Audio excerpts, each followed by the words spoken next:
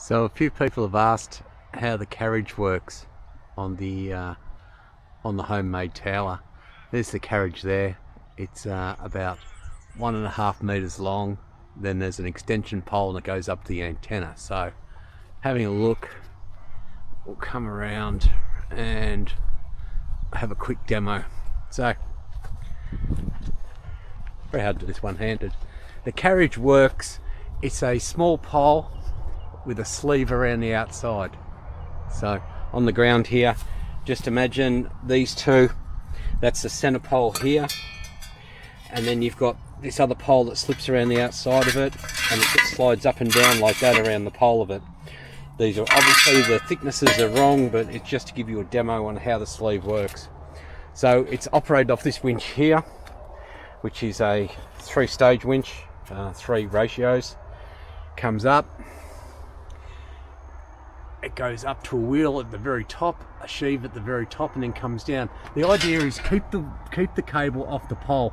It's a bit of a trick, because if you keep the cable close to the pole, when it's very windy nights, the cable will hit the pole and it'll drive you friggin' crazy. So I had to come back and modify it and make a standoff. So what it does, it just, you grab your winch. I've just got the lowest winch here. I'm using the wrong wire. This is stainless wire, but the antenna doesn't weigh that much, and I had a spool that it really should be galvanized wire. This is only 4mm stainless wire. So it comes up, and if you watch, it'll start to just lift up. Let me change the ratio. Oh, too hard to do one-handed, this ratio. Let me change the next ratio.